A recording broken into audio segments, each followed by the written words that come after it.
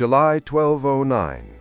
The southern French city of Béziers lay under the hot summer sun, its walls glowing golden against the blue sky. From a distance, it looked like any other bustling medieval town. Smoke rose from chimneys, merchants shouted their wares, children ran through the streets, and the distant toll of church bells marked the passage of another quiet day. Life in Béziers, like life in other towns of the Languedoc region, was full of ordinary joys and worries. But beneath the calm, a storm was brewing, a storm that would soon turn the city into a scene of unimaginable horror. For years, Béziers had been home to a group of people called the Cathars, or good Christians, as they called themselves. Unlike the Roman Catholic Church, the Cathars rejected the authority of priests and bishops. They believed that the material world, the gold, the castles, the riches, was a trap, a creation of evil, while the spiritual world was pure and good. They lived simple lives, practicing strict morality, rejecting violence, and refusing to participate in the wealth-driven politics of the Church. To the Catholics, the Cathars' ideas were not just wrong, they were dangerous. A growing community of people questioning the Church's power threatened centuries of authority and tradition. Pope Innocent III, a man of immense ambition and deep religious conviction, saw the Cathars as a threat that could not be ignored. In 1208, after years of failed attempts at persuasion, he issued a startling decree: a crusade not against distant enemies in the Holy Land, but against fellow Christians in southern France. This was a new kind of war, a holy war against people of the same faith. It would be brutal, sweeping, and terrifying in its scope. The Pope called upon nobles, knights, and soldiers from the north of France, promising spiritual rewards and indulgences to those who took up the fight. The news spread slowly at first, carried by travelers, merchants, and messengers. In Béziers, the residents were wary. Some dismissed the warnings as exaggeration. Others grew uneasy, sensing the gravity of what was coming. Merchants worried about the safety of their goods. Farmers fretted over their livestock, and mothers whispered prayers over their children. Yet for many, daily life continued as if nothing had changed. The walls of Béziers were strong, the gates were guarded, and the people believed that the city's size and unity could protect them. Within the city, the tension was a quiet, constant hum. Families went about their routines, but every shadow seemed longer than usual, every stranger suspicious. Children played in the streets, unaware of the danger creeping closer, while elders remembered the stories of battles and sieges that had come before. Stories meant to warn, but not to terrify. Priests walked among the people, delivering sermons and comforting the faithful, yet even they could not ignore the worry etched on the faces of their congregation. The Cathars themselves remained steadfast. Many refused to abandon their beliefs, confident that faith alone could shield them from harm. They preached quietly in homes, in hidden meeting places, and in small chapels. Their followers listened, some curious, some devoted. In secret, they shared knowledge of their beliefs, explaining the dual nature of good and evil, the corruption of the material world, and the importance of purity. To the Cathars, this was not rebellion, it was righteousness. To the Church, it was heresy that had to be crushed. Beyond the walls of Béziers, the northern French army was assembling. Led by nobles eager to gain wealth, land, and prestige, the army moved steadily south. Knights polished their armor, sharpened their swords, and prepared their siege engines. Mercenaries, hardened by years of battle, checked their bows and practiced their formations. At the head of this army was Arnaud Amaric, the papal legate. A man of strict discipline and unwavering loyalty to the Pope, he carried with him not only the authority of the Church, but also a single, terrible mission: eliminate heresy, whatever the cost. To him, the lives of men, women, and children were secondary to the divine purpose entrusted to him. As Amaric's army marched south, word of its approach reached Béziers in fragments, rumors, half-true stories, and the fear that spread faster than any messenger. The city council debated what to do. Should they surrender the Cathars, negotiate with the Crusaders, or prepare to defend their homes with weapons and walls? Opinions were divided. Some saw compromise as the only way to survive. Others, especially the Cathars, could not yield. Faith, pride, and stubbornness held them in place. They could not have imagined that soon compromise would be meaningless and survival would be determined not by choice, but by the blade of the sword. Life in the city seemed to continue normally, but fear had rooted in subtle ways. Night brought no comfort. Families sat quietly in their homes, listening for the sound of hooves on distant roads. Windows were closed against spies and strangers. Church bells, once symbols of safety and order, now tolled with a note of unease. Every glance down a dark street, every unfamiliar voice seemed to hint at the approaching disaster.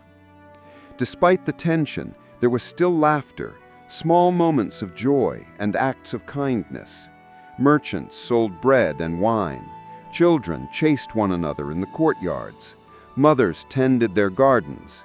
Priests offered blessings and counsel. This fragile normalcy made the danger all the more terrifying. It reminded the citizens of what they could lose. And so Béziers waited, unaware that the calm of that summer day was a fragile illusion. The city, proud and defiant, had no idea how quickly everything it knew, its streets, its churches, and its people, would be swept away. Within days, fire would consume homes, blood would stain the alleyways, and the walls that gave them confidence would fail to protect them. As the sun dipped below the horizon, casting long shadows over the rooftops and stone streets, the people of Béziers went to bed with a mixture of hope and unease. The city had stood for centuries, a symbol of life, trade, and faith in Languedoc. But all that was about to change. The quiet city of Béziers was on the brink of a tragedy that would shock the world, a massacre so brutal that history would never forget it. The first whispers of the coming storm had arrived.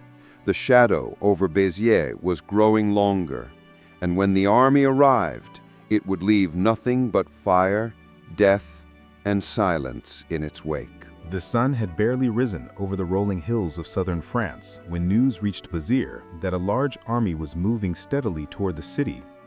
At first, the messages were vague. Travelers spoke of armored men marching from the north, of villages burned along the way, of towns surrendering without a fight. The people of Béziers listened in disbelief. Surely their walls were strong. Surely their city could withstand any threat. Yet the whispers carried an unease that spread through the streets faster than the morning wind. Within the city, life continued in uneasy rhythms. Merchants opened their shops, displaying bread, cloth, and tools. Children ran along cobblestone streets, unaware of the danger that approached. Farmers led animals into the market square, and women moved quietly from home to home, carrying baskets of food. But behind these ordinary actions, the tension was palpable. Every glance down a shadowed alley, every sudden clatter of horseshoes on stone set hearts racing. The city council convened urgently. Priests, merchants, and nobles gathered in the council hall, debating what to do. The Cathars, calm and resolute, argued that they should not surrender their beliefs, that faith was more powerful than walls. Other citizens, fearful for their families, urged compromise, suggesting that handing over some of the heretics might spare the rest. The arguments grew heated. Fear clashed with pride, hope with despair.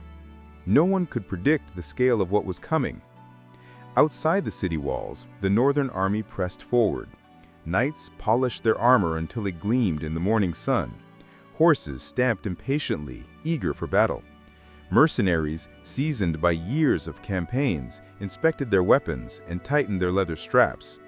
At the head of this force was Ernaud Almaric, the papal legate, riding with a grim determination. His eyes, sharp and unyielding, scanned the horizon. Every step of the army brought them closer to their target, and Almaric knew that Béziers' fate was in his hands. The march was deliberate but unstoppable. Villages that refused to surrender were set ablaze.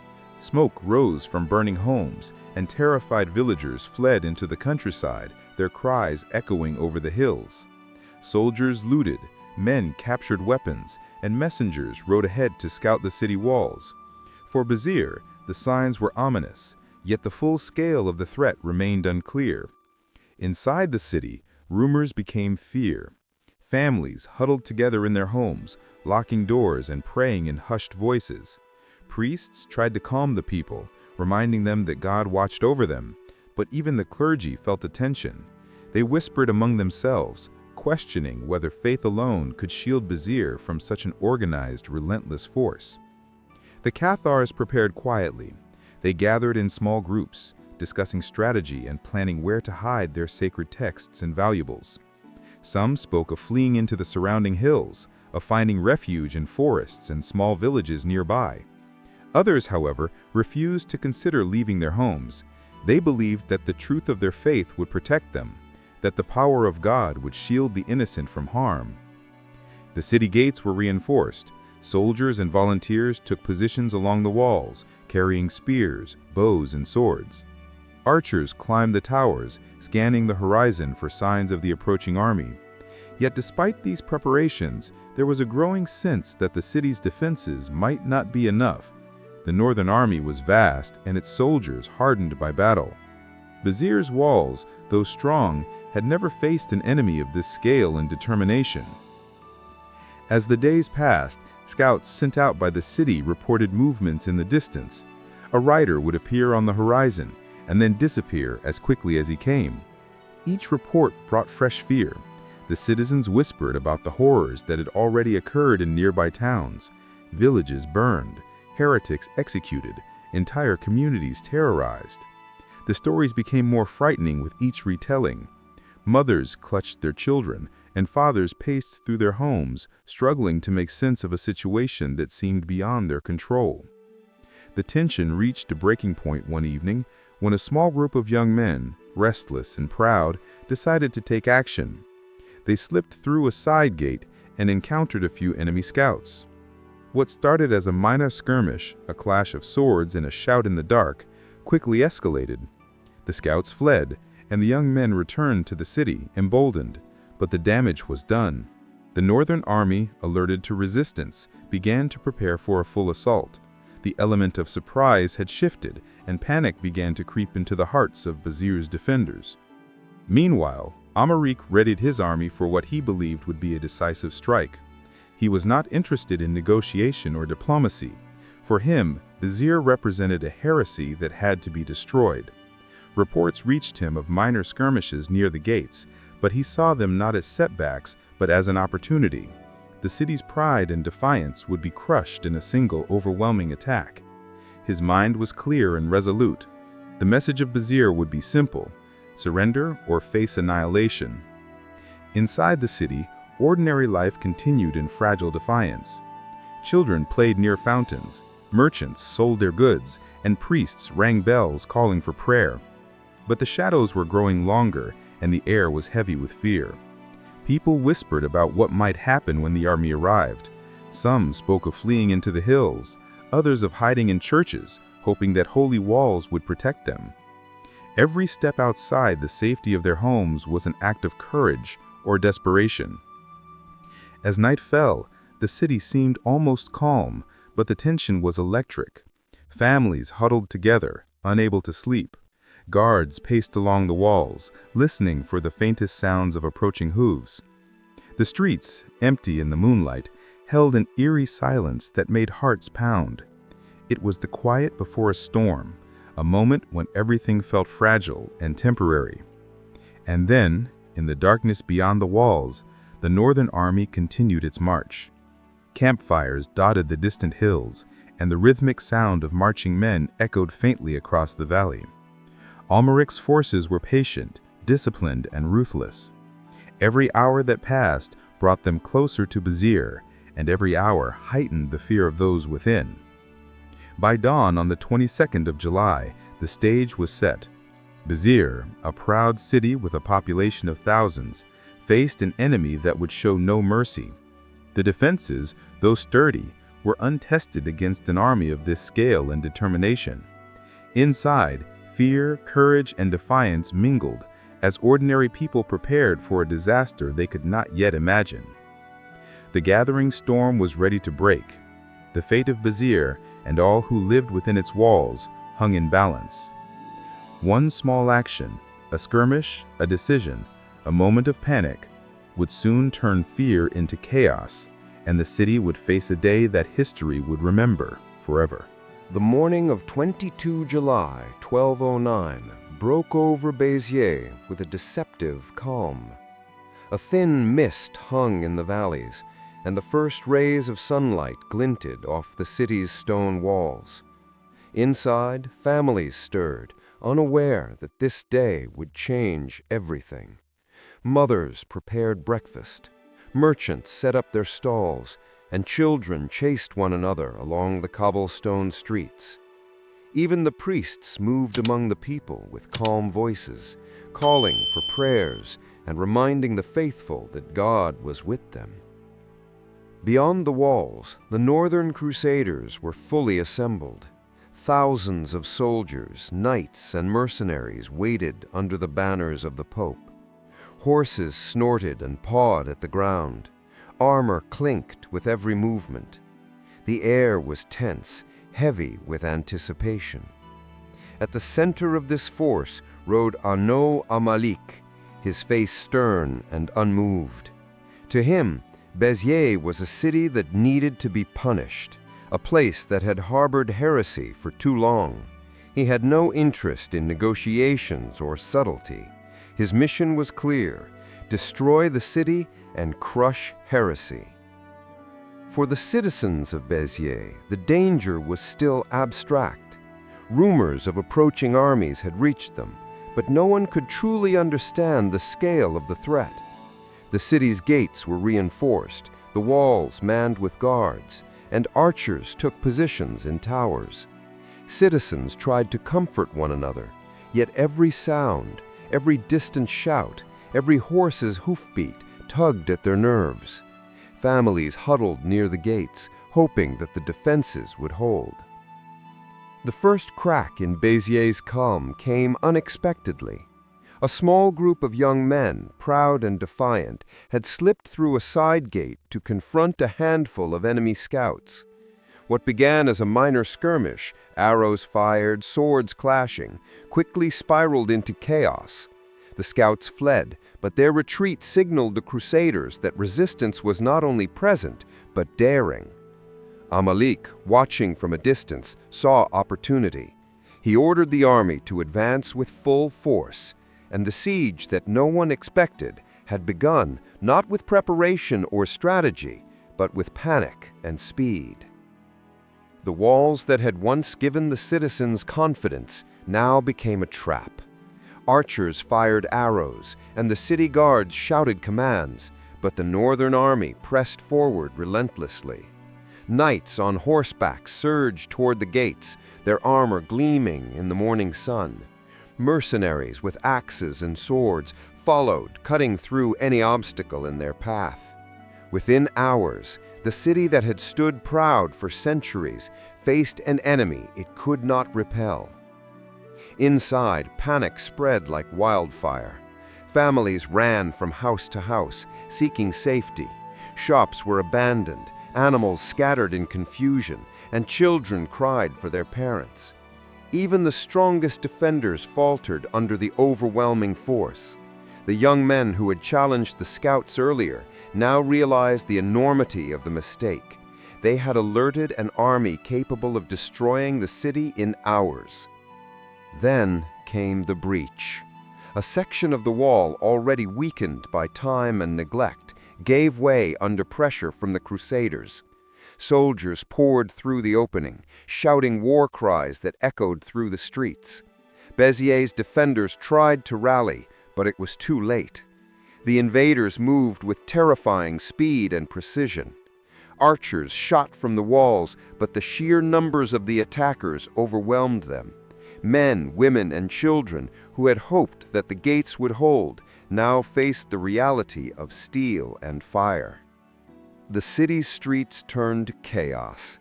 The Crusaders advanced house by house, street by street, cutting down anyone in their path. Screams filled the air. The smell of smoke and blood mingled with the morning mist. Citizens, realizing that defense was impossible, sought shelter wherever they could. Homes, workshops, and most tragically, churches. They believed that the sanctity of holy spaces might protect them, that God's protection would shield the innocent. But Béziers was about to learn that in this crusade, sanctuary meant nothing. The Crusaders, following Amalik's orders, or at least the spirit of his command, made no distinction between the faithful and the heretics. Men were slaughtered in the streets. Women and children were not spared. The screams of the dying echoed off the walls, mixing with the sounds of collapsing buildings and the clash of swords.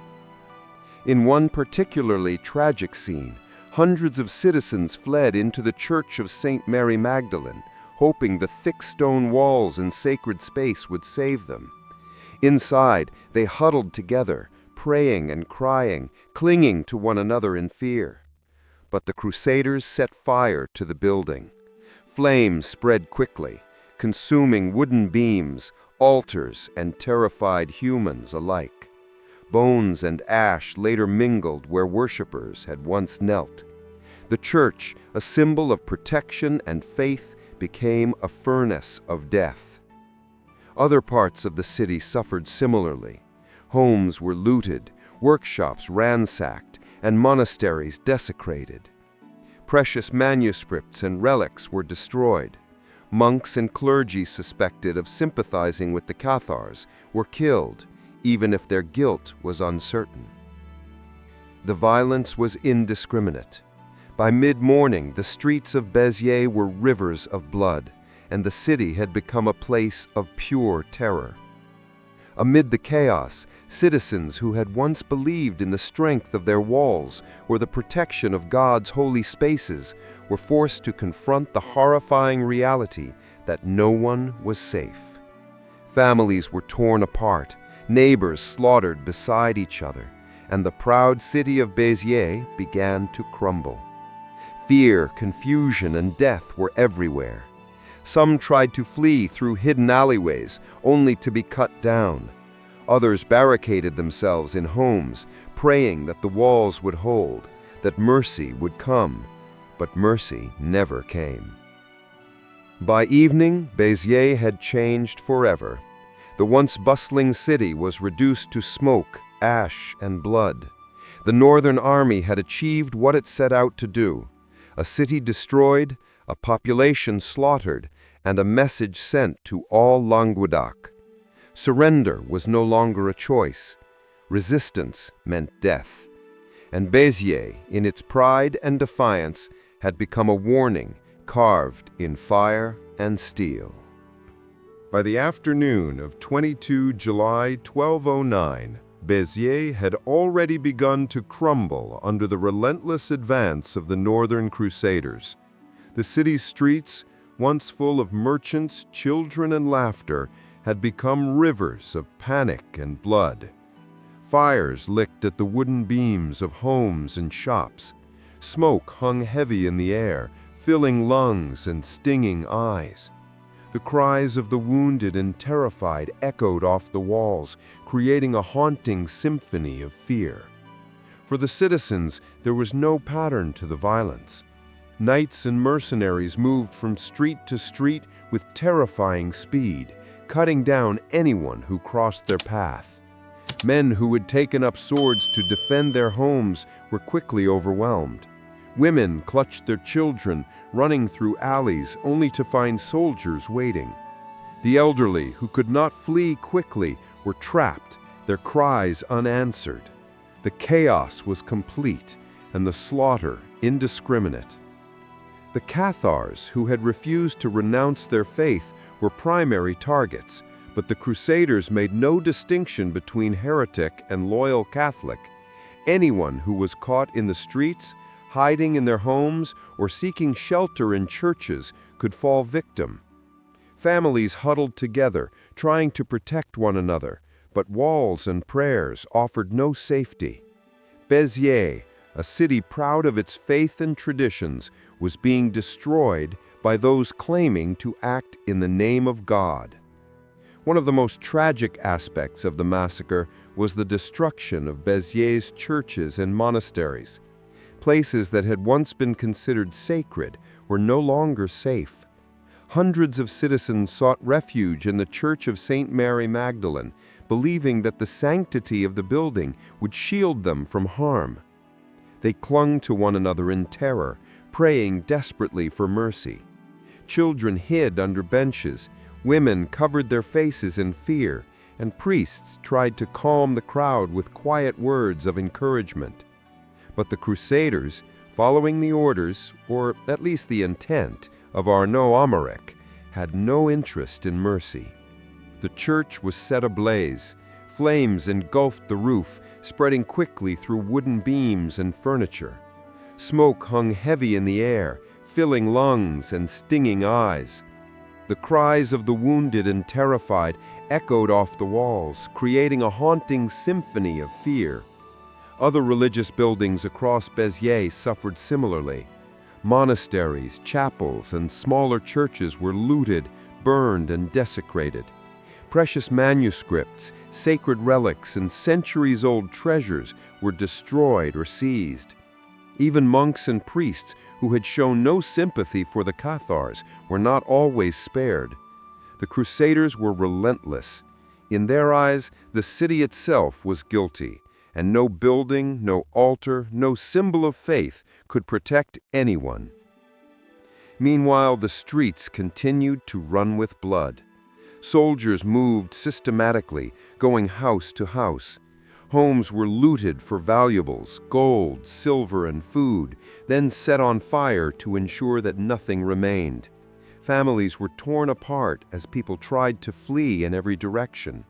Some attempted to hide in basements or attics, hoping that the chaos above would not reach them. Others fled to the city walls, only to find them under siege and impossible to scale. Fear became a constant companion. Every shadow, every distant sound of a footstep signaled death. The citizens of Béziers began to understand the reality that no one would be spared. It did not matter if they were rich or poor, young or old, Catholic or Cathar. Every human life in the city was at risk. Parents shielded their children, trying to make impossible choices. Children clung to their mothers, not understanding why the world around them had turned into fire and blood. Priests and monks moved through the chaos, attempting to guide the terrified masses toward safety, only to discover that safety no longer existed. Amid the carnage, Amalric maintained his focus. In a letter to Pope Innocent III, he later described the fall of Béziers as a divine victory, yet his words reveal the scale of the horror.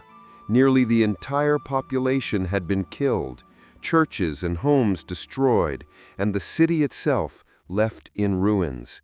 To Amalric and the Crusaders, Béziers was a warning, a message to other towns in Languedoc: surrender or face the same fate.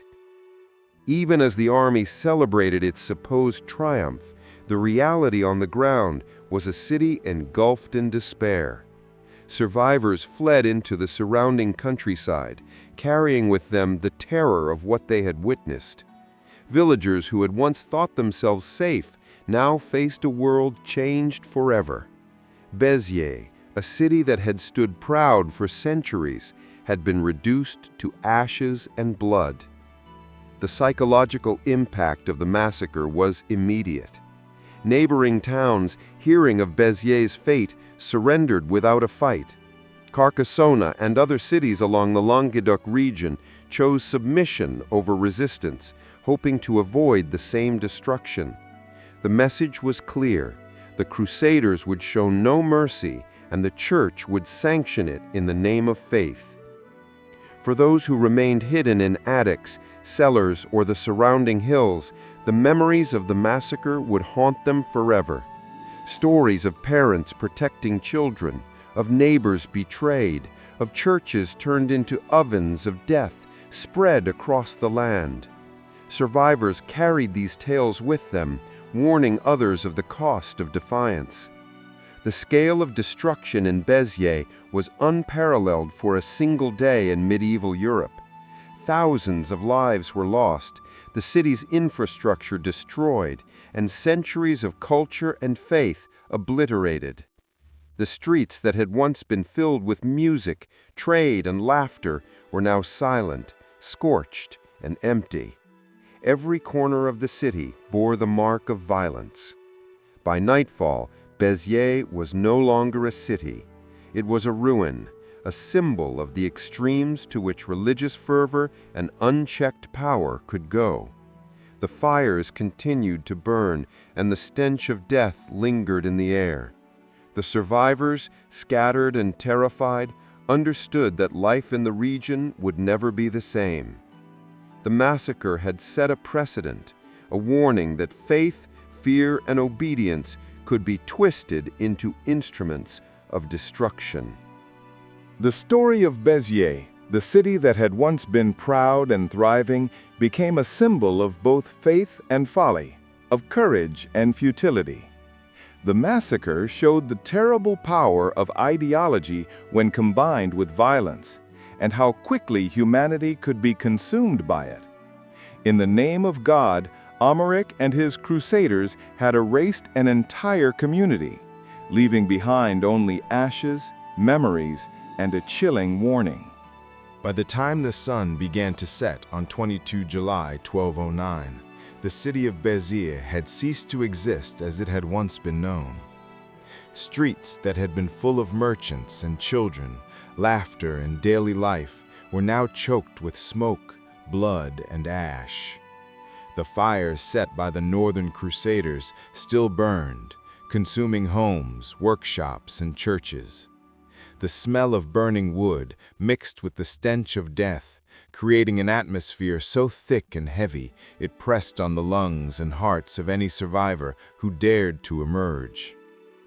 Those few who had managed to flee the city walls stumbled into the surrounding countryside, carrying with them not only fear, but also the trauma of witnessing family, friends, and neighbors destroyed. Men, women, and children ran through fields and forests, uncertain where to go, uncertain if the Crusaders might pursue them. Every step was haunted by the screams and the memory of the flames that had engulfed Béziers. Mothers clutched their children close, whispering reassurances that sounded hollow even to their own ears. Fathers tried to guide their families toward safety, yet their confidence had been shattered. The city they had once called home was no longer there. It had been erased in a single day.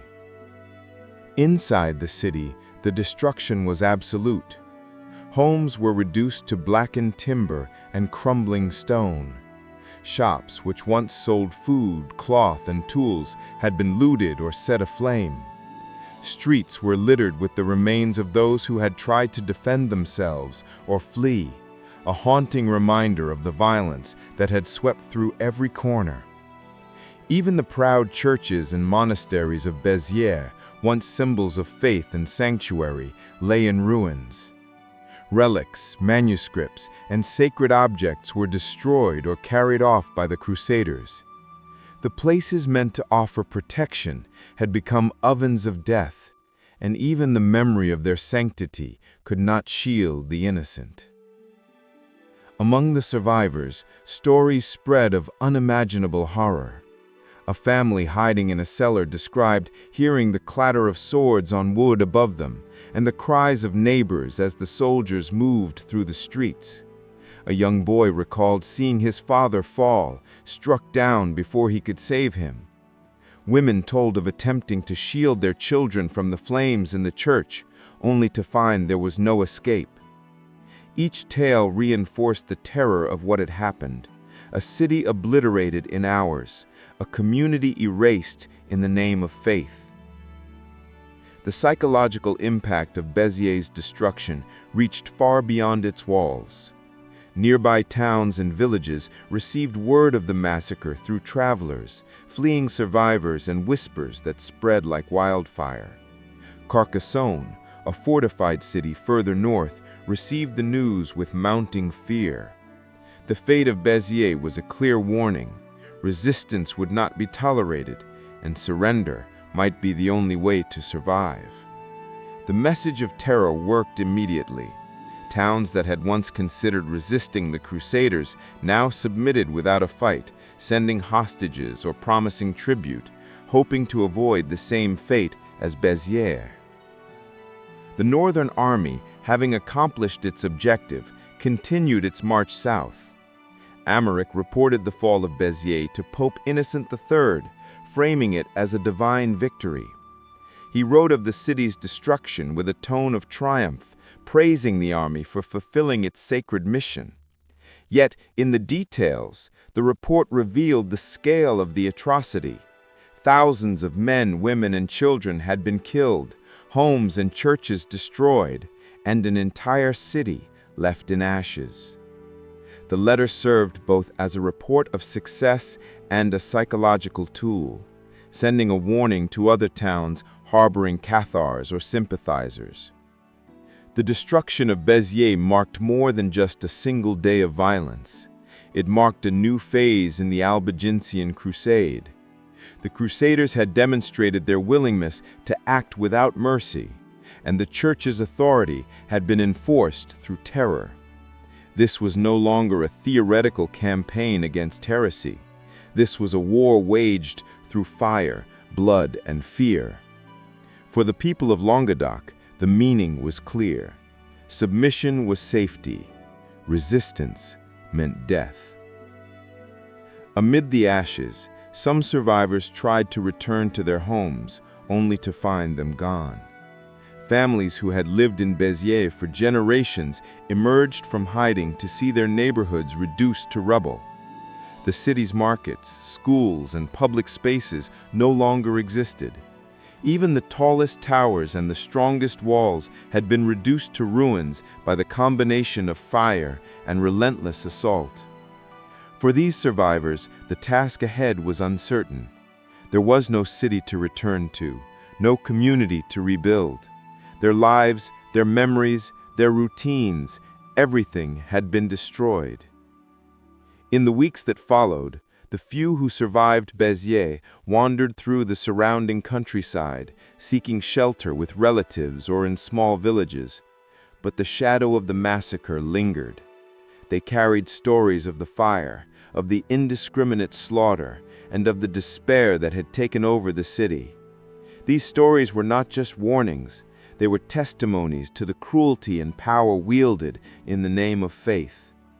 The trauma of that day would shape the region for generations.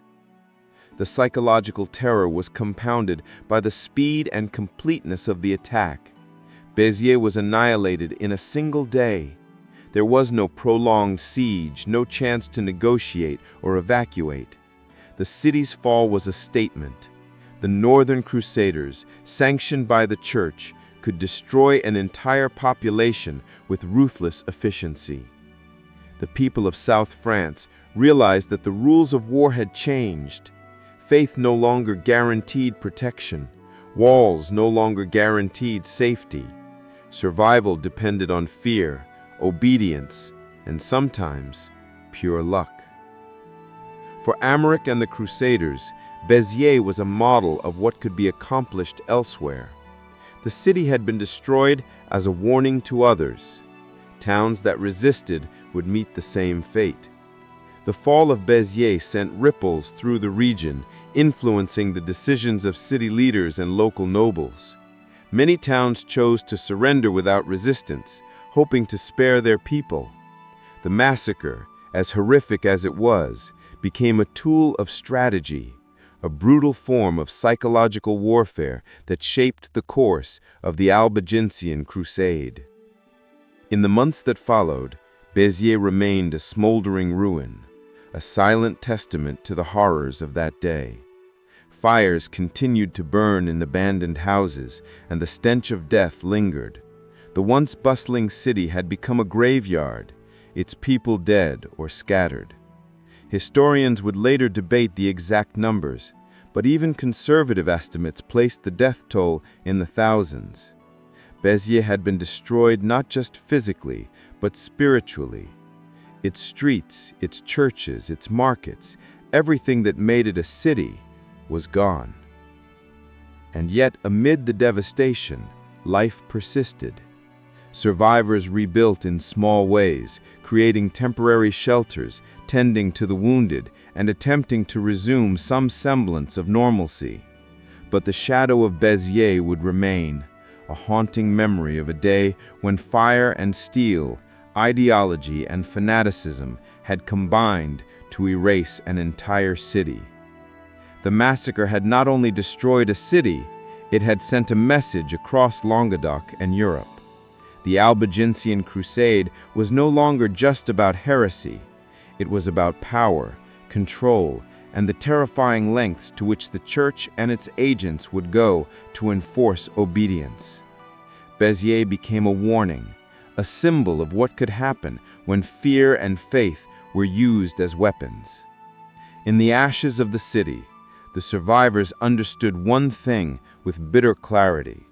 The world had changed forever, and no one in Languedoc would ever forget the flames and silence of Béziers. The destruction of Béziers did not remain an isolated horror. Its flames and cries traveled faster than any messenger could ride.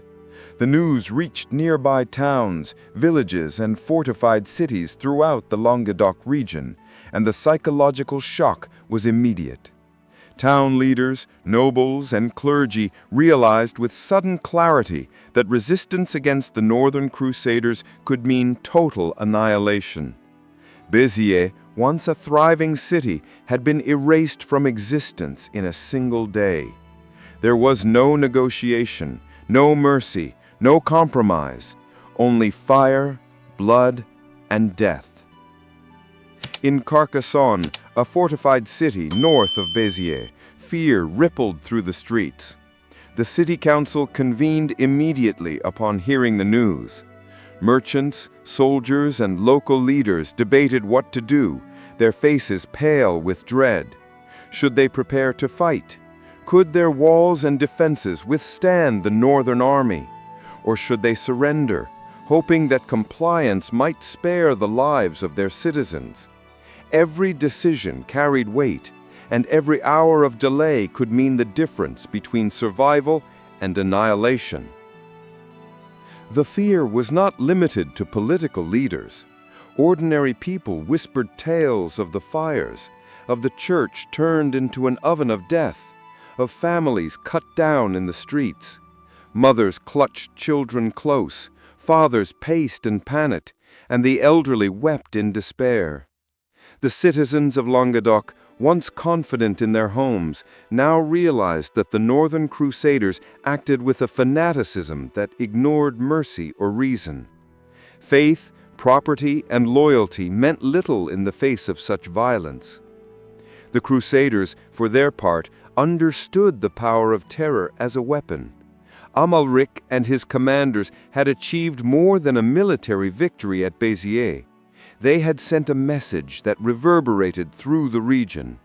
Every town that received news of the massacre faced a simple choice: surrender or face the same fate. The psychological impact was as important as the physical destruction. Towns that might have resisted now submitted without a fight, sending hostages, supplies, and pledges of obedience to the advancing army. The Crusaders were learning that fear could be as effective as swords and siege engines. Meanwhile, the Catholic Church used the event to reinforce its authority. Pope Innocent III, having sanctioned the crusade, framed the massacre as a necessary act against heresy. Letters were sent to clergy throughout Europe, emphasizing the importance of obedience, faith, and the eradication of those who defied church authority. In the eyes of the Church, Béziers had served a sacred purpose. It had demonstrated that heresy would not be tolerated, and that divine justice, as interpreted by the Church, would be swift and absolute. Yet the ethical implications were undeniable. Even among Catholics, there were whispers of doubt. Some clergy questioned whether the slaughter of innocent people, men, women, and children, could truly be justified. Others, particularly local nobles and citizens, wrestled with the horror of what they had witnessed or heard. Béziers had become a moral lesson as much as a military example. The line between justice and vengeance, heresy and orthodoxy, had been consumed in fire, and the people of Languedoc could not forget it. As the Northern Crusaders continued their march southward, their next target was Carcassonne. The lessons of Béziers influenced both attackers and defenders. Carcassonne's leaders, understanding the fate that awaited them if they resisted, opted to surrender the city without a fight. Gates were opened, hostages were handed over, and tribute was promised. The Northern Army entered without the violence that had characterized Béziers, but the shadow of the previous massacre hung over every street and tower. Citizens understood that their lives were spared not by mercy, but by compliance. Fear had dictated their actions. Across Languedoc, the pattern repeated. Smaller towns and villages, hearing of Béziers and Carcassonne, submitted preemptively. Supplies, hostages, and pledges of loyalty were sent to the Northern Crusaders. Resistance became increasingly rare. The Albigensian Crusade had become a campaign of terror, spreading panic as effectively as armies or siege engines could. The fear of total annihilation worked faster than swords, and entire communities adapted by choosing survival over defiance. The crusade also had significant political consequences. Local nobles who had previously supported or tolerated Catharism were forced to reconsider their allegiances. Some switched sides to preserve their lands and families. Others fled, abandoning their territories in the hope of escaping the Crusaders' wrath. The political landscape of Languedoc shifted dramatically in a matter of weeks. The Northern Crusaders, initially motivated by religious zeal, had also achieved political dominance. Cities that had once been independent or semi-autonomous were now under the shadow of the Church's authority, enforced by the threat of total destruction. For the Cathars, the massacre of Béziers was a turning point. Their communities, which had grown in strength and influence, now faced an existential threat. Leaders debated whether to hide, flee, or negotiate, but the Northern Army's relentlessness left few options. Every day the fear spread, leaving Cathar communities fragmented and vulnerable. The lessons of Béziers were clear. Faith alone could not protect them, and defiance could mean annihilation. Amid this spread of terror, the Northern Crusaders continued to march methodically through Languedoc. Town after town faced the same choice: surrender and survive, or resist and be destroyed. Béziers, though gone, remained a symbol of the cost of defiance. Soldiers carried its memory with them, reinforcing their own sense of purpose and ruthlessness. Crusade leaders like Amalric used the psychological impact strategically, understanding that fear could be as decisive as combat itself. The massacre also reshaped the culture and psyche of southern France. Survivors carried their trauma into neighboring villages and towns. Tales of fire, death, and destruction spread through word of mouth, ensuring that Béziers would not be forgotten. Children grew up hearing the stories, families recounted the horrors, and the landscape of Languedoc was forever marked by both physical and psychological scars. History, memory, and legend intertwined, creating a shadow that would linger for generations. By the end of the year, the Albigensian Crusade had entered a new phase. Béziers had served its purpose, a warning to all who might resist. The combination of military force, religious authority, and psychological terror had changed the rules of engagement in southern France. Resistance was increasingly rare, submission widespread, and the campaign against the Cathars intensified. The massacre had demonstrated the terrifying efficiency of the Crusaders and solidified the Church's ability to enforce obedience through fear. Yet, amid this fear, small acts of defiance persisted. Some Cathars continued to practice their faith in secret, hiding in remote villages or forests. These pockets of resistance, though small, demonstrated the resilience of human belief and the persistence of hope, even in the face of overwhelming terror. Béziers, though destroyed, had not entirely erased the spirit of those who believed. The impact of Béziers extended far beyond the city's ashes. It shaped the strategies of the Crusaders, the decisions of towns, and the psychology of an entire region. The Albigensian Crusade, which had begun as a religious mission, now relied heavily on fear as a tool of power. The massacre was a grim reminder that ideology and brutality could be combined to devastating effect, and that the lessons of Béziers would continue to influence Languedoc for years to come. Long after the fires of Béziers had burned out, the city's shadow lingered over Languedoc. The streets were silent, the markets empty, and the churches, once full of worshippers, stood as charred reminders of a day that had changed everything.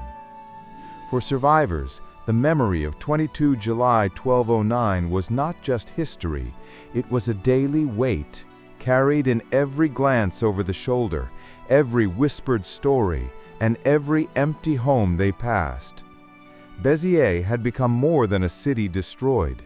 It had become a symbol of both terror and resilience.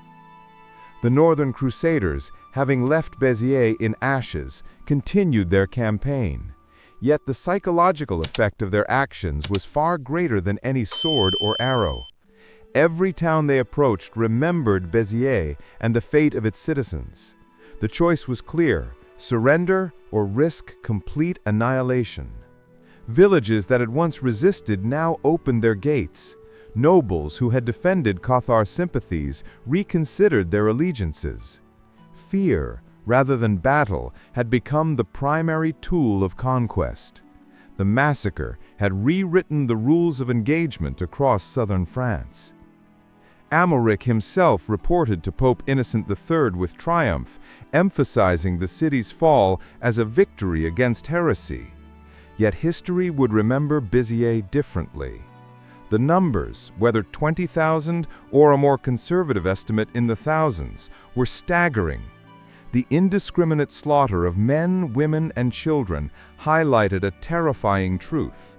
In the pursuit of faith, moral boundaries could be obliterated.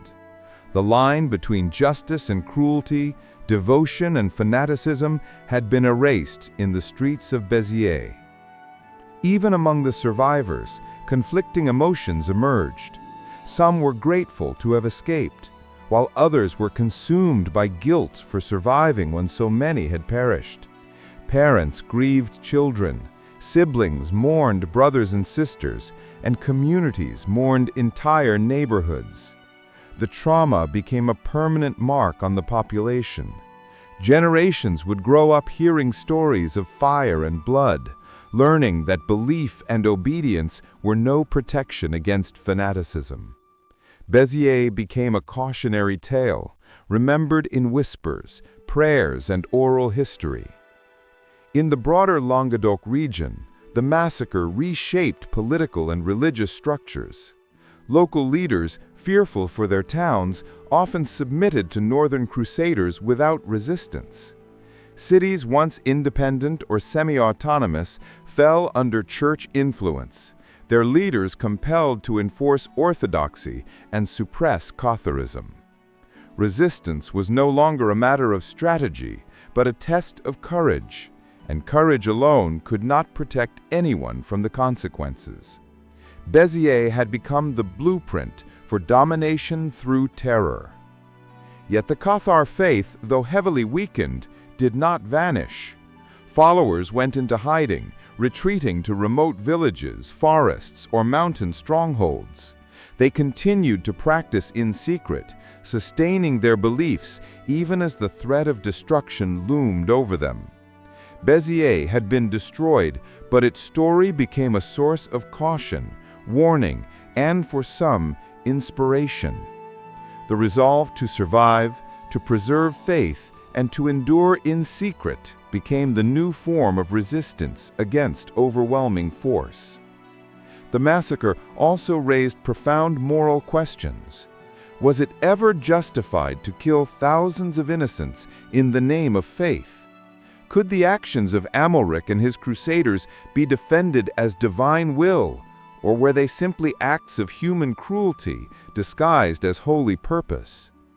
Scholars, chroniclers, and theologians debated these questions for centuries.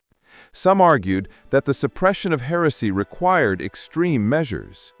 Others saw Béziers as the ultimate warning of what happens when ideology and fanaticism are left unchecked.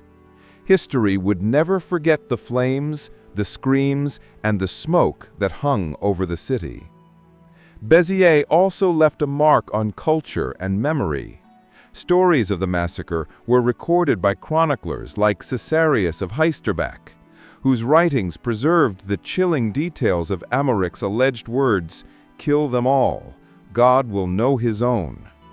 Whether or not Amalric actually spoke these words, they became symbolic of the ruthless logic of the crusade. The phrase encapsulated the indifference to human life and the terrifying authority wielded in the name of faith. It would echo through history as a warning of unchecked power and religious zeal.